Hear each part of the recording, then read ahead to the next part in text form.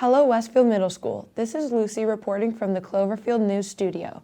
Cloverfield News is a video news magazine for Westfield Middle School. And I am Amy. We cover the news from the city of Westfield and WMS. Our video reports include a staff member named Mowgli who has 4 legs, taste tests of new foods at Westfield Middle School, and we also answer the question, do we really need a dress code? Let's get started. First, we have a very special animal in school this year. Let us meet Mowgli the Wonder Dog. Mowgli is the service dog at Westfield Middle School, and you'll now get to learn a lot more about him.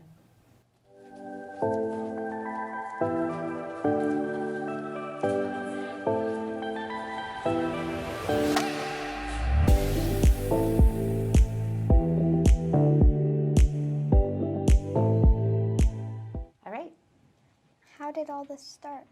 I had actually, when I started teaching, I had seen some dogs come into schools before, and when I wanted a dog, I had one that passed away and went to get a new one. I happened to see Mowgli. He was a puppy that was sitting on the far side of the room away from everybody else and pretty calm, and I said, that's the dog that I want. So it's 1.5 to 2 years. It depends on how long it takes you for your dog. Mowgli has 3 trainings that he had to go through, 3 different classes. He has 3 different tests. We had to have the company that we are certified through come and observe 3 different times. So at a school, at a hospital, and then a home visit.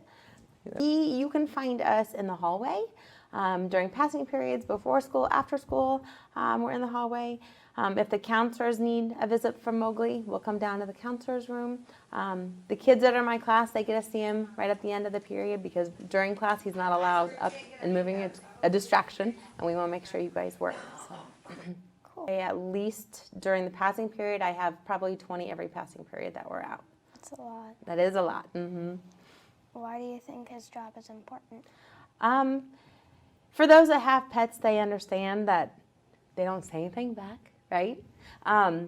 You can talk to it, and it's still going to give you a big kiss, right? And look like they're smiling at you. And I think that's what's important, is it makes you feel comfortable, okay? Okay.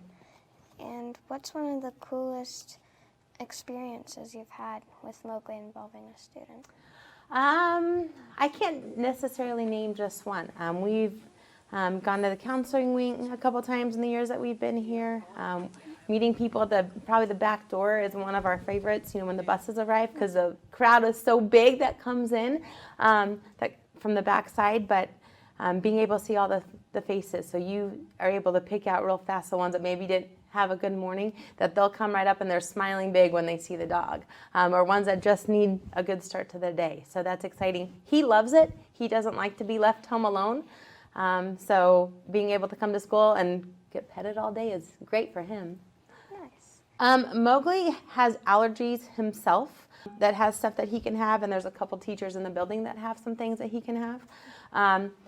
And then the other rule that's really important for all students and staff to know is that you can't put your face in front of his. He doesn't bite, but he'll kiss it. And that's something that in training you can't take that out of a dog. That's just what a dog does. No problem. Hey, you want to get upset with me? There you go.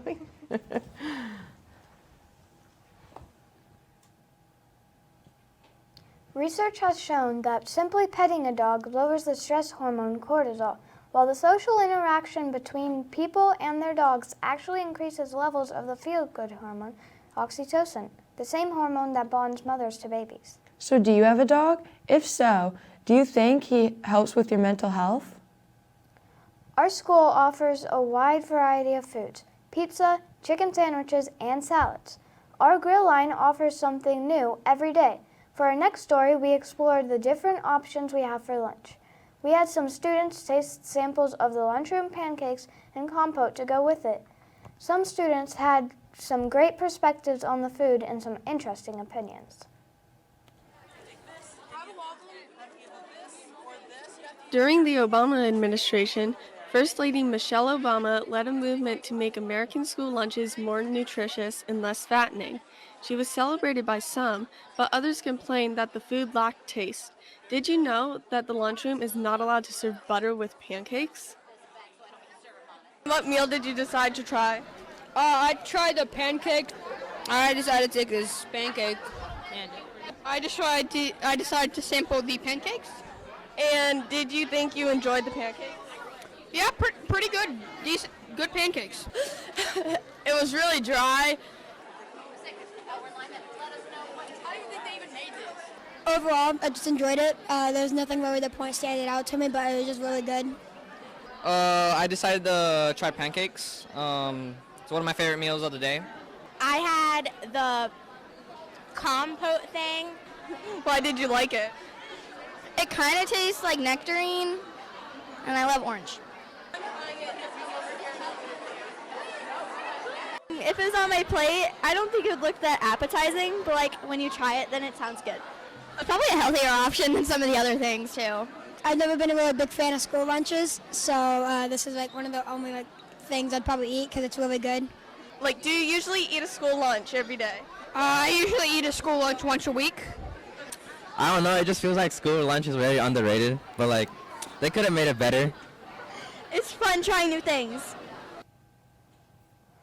Wow, that's really interesting. I love butter on my pancakes. I can't believe the lunch food has those ingredient restrictions. I agree. The food in WMS lunchroom is overlooked and underappreciated. Miss Johnson ate the pancakes we had on display that day, and she said they were good, especially if you put compote directly on them. Now that we've finished, I wish we had plated the taste test with a scoop of the compote on top of the pancakes. So break up your lunch routine, check out the grill line, and eat some pancakes or fajitas. Another issue in school that many people like to complain about is dress codes. No one likes to be told what to do, but when invited to a party, you want to look like you fit in. Is it a formal wedding, a luncheon, or a friend sleepover? Each invite has a dress code. If you're going to church, a funeral, or the beach, you wear different outfits. We talked to some students and teachers about the dress code. I think that the school dress code, I feel like people should, I have mixed feelings about it because I feel like people should be allowed to wear what they want and what they feel confident in, but if that means you're showing most of your skin, that's pretty distracting in a school area, so. It's cool, I guess. I don't know. I feel like it's more towards girls than boys, and it's not fair for girls, I feel like. Most students in private school in America wear uniforms, and almost all European schools have uniforms. Even in America, dress codes have changed over time. In some parts of the country, long pants were not considered appropriate for girls until the 1970s, and no one wore shorts. Would you wear a bathing suit to church? No, never. What do your parents wear to work? Where to work? My dad usually wears, underwear, clothes, like a shirt and jeans. Especially at work, a dress code can advertise the business. Like at Crew Car Wash, you have a shirt that says Crew, or if you're out and about in public, maybe you work for the electrical company, they know who you are, and so it gives you a presence and some authority. I was a pharmacist biochemical, and the dress code for that, because I was working in an industry, was the lab coat, white one, long under the knees, and then safety shoes. Then was basically a leather tennis shoes, waterproof. We had to wear the safety glasses that is clear, and the hair cap.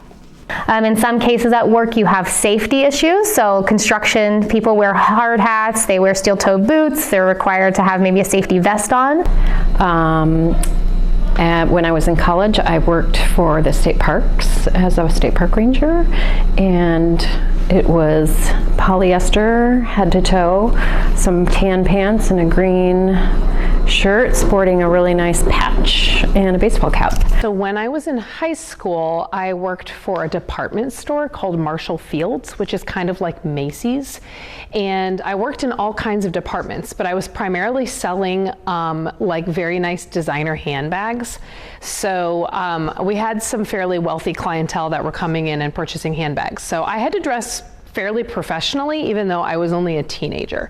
So typically I would actually wear like a suit or something that like really nice pants and a really nice top when I went into work, even though I was working in a department store inside a mall. But that was the expectation, was that you dressed really nicely.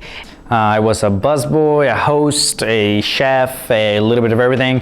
So the dress code was very specific. It was all black with anti-slip shoes so we wouldn't fall on spilled salsa or a drink and then drop the place all over us, which, you know, they're sharp objects, so could be bad. If I was a chef, also I had to wear a net over my hair to make sure that no hair ended up in your food.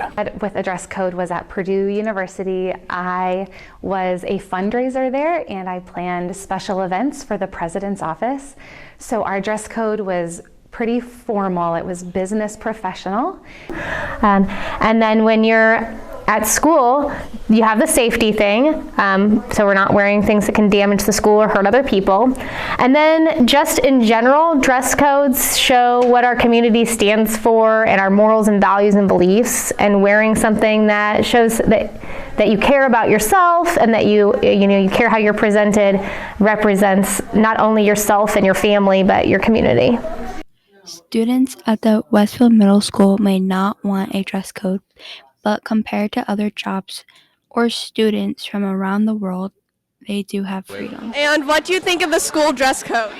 The school dress code, I mean, you gotta keep the butts and stuff tucked away, you know, have no shoulders showing out. It's pretty distracting to me in class. I think it's decent, but some people just don't obey it. Like, I'll just see someone's butt. Well, we've had our first snow for the season, so there'll be less shorts and bare shoulders until April.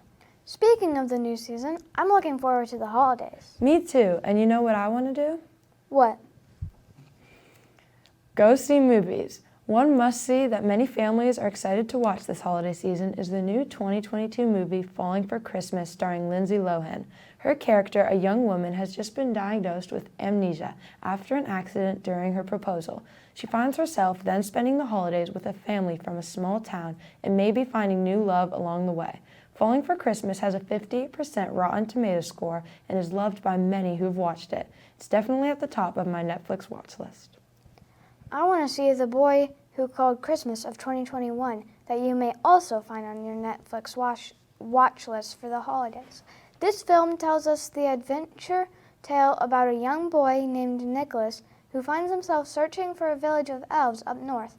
With an 83% Rotten Tomatoes score, The Boy Who Called Christmas is a PG-rated movie for your family to watch together. The new Black Panther movie is out. A lot of people are going to see it, and I've heard it has mixed reviews. You know what else you can do this winter? Write a story for Cloverfield. We are expanding. Starting in the new year, we will launch Leaves of Cloverfield. We will still broadcast this news class 3 or 4 times a year, but we will also launch a web page version that you can submit your own stories, artwork, poems, and more to. You will see QR codes around the building, and it will direct you to a form where you can upload the story to submit to this online web page, a version called Cloverfield. So if I'm writing a short story or I'm proud of an essay I write in class, I can have it published? Yes, you can submit your file for review. The teachers and student editors will evaluate it, and if selected, you can have your work published. So this will be similar to the high school literary magazine, The Lantern. They have Rock TV, which does a combination of what we do with the WMS announcements and Cloverfield News. But they also have news and opinions, art, and other things. Yes, so we have a Cloverfield, and the Leaves will include poems, short stories, songs, art, and podcasting. Look for posters and sign us in the next few weeks where anyone will be able to submit the only line print version of the magazine. So find posters with the QR code on them and submit your work to be seen by the WMS community. We will also make the link available on Canvas. That is all for this episode of Cloverfield News. We have introduced everyone to Mowgli the Wonder Dog. We encourage everyone to try something new in the cafeteria. We like the pancakes with compote. We learned that though we might not always like having a dress code, we will be following dress codes our whole life in different jobs and activities we participate in. We will be back after the new year with another episode. Until then, you can find all of the WMS student work and past episodes of Cloverfield News on the WMS social YouTube channel. Thanks to all the technical and writing crew that made this episode possible. Until later, this is Cloverfield News reminding you, it's a great day to be a Shamrock.